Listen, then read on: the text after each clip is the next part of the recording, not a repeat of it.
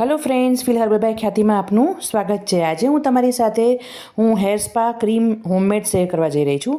એના માટે મેં 3 ચમચી મેથી, 3 ચમચી રાઈસ અને 1 એલોવેરાનું પાનું લીધું છે।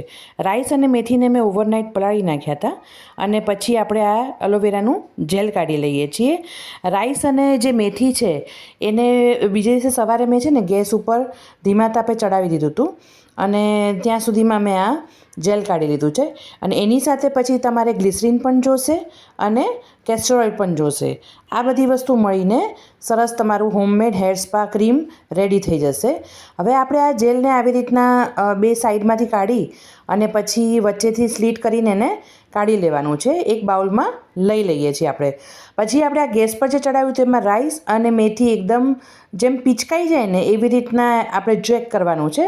એટલે થઈ જાય એટલે ગેસ બંધ કરીને એને આપણે થોડી વાર માટે ઠંડુ પડવા દેવાનું છે।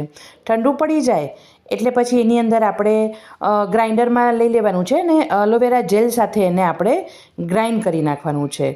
મસ્ત ગ્રાઇન્ડ થઈ જાય એટલે આપણે એને ગાળી લેવાનું છે, કેમ કે નતર પછી રાઈસ અને મેથીના દાણા તમારા વાળમાં ભરાઈ શકે છે। એટલે આપણે એને એક પેલામાં ચાળણીથી ગાળી લેશું।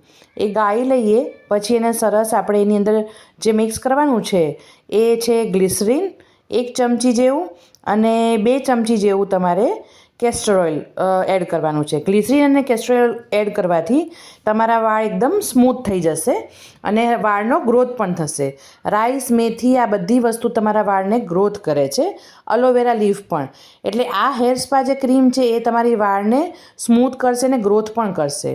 પછી અત્યારે વિન્ટરનો ટાઈમ ચાલે છે એટલે તમે યુકેલિપ્ટસ એટલે કે નીલગિરીનું તેલ જે આવે છે ને એના 20 ટીપા નાખી દેજો, એટલે કોઈ ઠંડક ન લાગે તમને, અને પછી મિક્સ કરી નાખજો। આ ક્રીમને તમે તેલવાળા વાળમાં 45 મિનિટ સુધી છેક મૂળથી લઈને છેડા સુધી તમે લગાડી શકો છો। 45 મિનિટ પછી તમે એને શેમ્પૂ કરી લેજો। તમે આને એકસાથે બનાવીને વધારે કાચની બોટલમાં મૂકી શકો છો, એને ફ્રીઝમાં 1 મહિના સુધી।